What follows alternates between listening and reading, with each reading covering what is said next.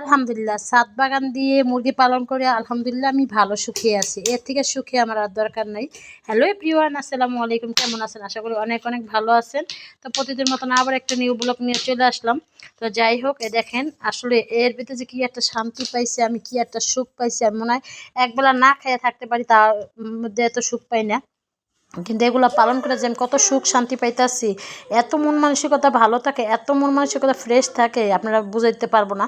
সবারই বলে হয়তো আমার এটা নিজের বাড়ি না, হয়তো ভাড়া বাসা, তারপর আমার কাছে শান্তি লাগে এসব পালন করতে। জানি না কতদিন পালন করতে পারবো, জানি না কী অবস্থা হয়, কারণ এগুলার আমি যতই দেখি ততই মুগ্ধ হয়ে যায়। দেখেন সকাল সকাল এগুলার খাবার টাবার দিয়ে পরে হলো পানিটা চেঞ্জ করি, আর প্রতিদিন কিন্তু আমি ট্রেগুলো পরিষ্কার করে দিই, যেহেতু একটু নোংরা করে।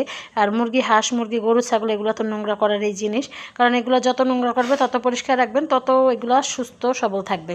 তো যাই হোক, এগুলো যত খায় ততই আমি এগুলোর দিক তাকাইয়া থাকি। আর আমার ফুল যে কত ফোটা পড়ছে গাছে, আল্লাহর রহমতে, আল্লাহর অশেষ রহমত। তো দেখেন আমি খাবার টাবার দিতে দিতে কথা ময়লা করে ফেলাইছে। তো যাই হোক, এদিকে হলো বা ছাদে চলে গেলাম। তো ছাদ মিলাইয়া মুরগি পালন করে আমি আলহামদুলিল্লাহ ভালো সুখে আছি। তো ভালো সুখে থাকতে, কারণ প্রকৃতির সাথে যারাই থাকবে তাদের মনে হয় না আল্লাহ কখনোই ঠকায়, তাদের আল্লাহ সবসময় ভালো রাখে, সবসময় সুস্থ রাখে, সবসময় মন ফ্রেশ রাখে। গাছের সাথে যারা প্রেম করতে পারেন, গাছের সাথে যারা সময় দিতে পারেন, তারা যে কি শান্তি পায় আমি জানি। যারা গাছপ্রেমিক আছে তাদের মনে হয় না কোনো অশান্তি থাকলেও গাছের কাছে গেলে অশান্তি লাগে। তো যাই হোক, আলহামদুলিল্লাহ দেখেন ড্রাগনের একটা ঠাল লাগাইছিলাম, আস্তে আস্তে একটু কত বড় হয়ে গেছে মাশাআল্লাহ। তো যাই হোক, এদিকে হলো যে সাম্মাম গাছটাই দেখে আবার একটা আরজাল হয়েছে। আর সাম্মামগুলো এখন আমি দেখাইছি আপনাদের ভিডিওতে, আমার শর্ট ভিডিও, যারা মৌসুমী কিচেন ব্লগ সেম নাম আরেকটা, যারা যে ভিডিওতে গাছগাছালি ছাড়ি, এই ফলগুলো যে কি মজার ছিল, একবার বাঙ্গি থেকে বেশি মজা। বাঙ্গিটা যেমন বাইলে একটা বাঙ্গি থাকে, ওই বাল্যা থেকে। আর এই যে দেখেন কিছু টুকিটাকি সবজি ছিলাম, যে বললাম না কখনই ছাদ বাগান থেকে খালি হাতে যাই না। যখনই আসি দেখা যায় এটা না এটা নেওয়ার উপযুক্ত হয়ে গেছে, তখন দেখা যায় ঝুড়ি টুড়ি না আনলেও নিয়ে যায়। যখনই আসি তখন কিছু না কিছু উপযুক্ত, তাই তো ভাবলাম পেয়ারা দুইটা বাতি হয়ে গেছে নিয়ে যাই, কারণ বড় পেয়ারা কে আবার নিয়ে যায়, কেউ দুষ্টামি করে।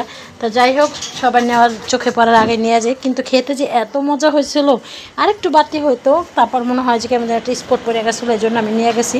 তারপরও গাছের জিনিসের কথা বলে কথা, কারণ এগুলো যত খাবেন তত এগুলোর মন মানসিকতা, এগুলোর মমতা বুঝবেন। এগুলো যে এত ফ্রেশ ফ্রেশ পেয়ারা, মানে আমি একবার সত্যি পেয়ারা ধরে এত মজা ছিল, আমরা বাসার সবাই খেয়ে বলছি যে আসলে পেয়ারার স্বাদে দ্বিগুণ ছিল, যেরকম মিষ্টি সেরকম রসালো। যে আরও 4টা আছে, টোটাল 6টা পেয়ারা হয়েছে। আর এদিকে কিছু বেগুন হয়েছে, তো বেগুনও নিয়ে যেতেছি। ওই যে বললাম না, আবার কিছু আমার এখন তো গাছে কিছু লতিও হয়েছে, তো লতিও নিয়ে খাবো চিংড়ি মাছ দিয়ে ইনশাআল্লাহ। তো এই যে বলছিলাম না ঝুড়ি টুড়ি নিয়ে জানি, তো বাসায় আসার পরে যে ঝুড়িতে সাজাইলাম, দেখেন আজকে ছাদ বাগান থেকে সংগ্রহ। আর এগুলো এখন বিকেলবেলায় আনছে, আজকে দুপুরবেলা আনি নাই। যে বললাম না বিকেলবেলা আমি গেছি, পানি দেওয়া লাগে না, 2-3টা গাছে দেওয়া লাগছে। পুদিনা পাতাও আনছিলাম, তো এটা এখন আমি স্পিক করে গেছি। তো যাই হোক, দেখেন তারপর আমার হাজব্যান্ড আবার রাত্রে বলতেছিল মুড়ি মাখা খাবে, তেমন কিছুই ছিল না, অল্প একটু চানাচুর ছিল, তো চানাচুর দিয়ে আজকে মুড়ি, টমেটো দিয়ে, শসাও ছিল না, তো টমেটো, ধনিয়া পাতা, পুদিনা পাতা দিয়ে, কাঁচামরিচ দিয়ে মুড়ি মাখা দিলাম। খেতে তখন বেশ স্বাদ হয়েছিল। তো সবাই ভালো থাকবেন, সুস্থ থাকবেন, আল্লাহ হাফেজ।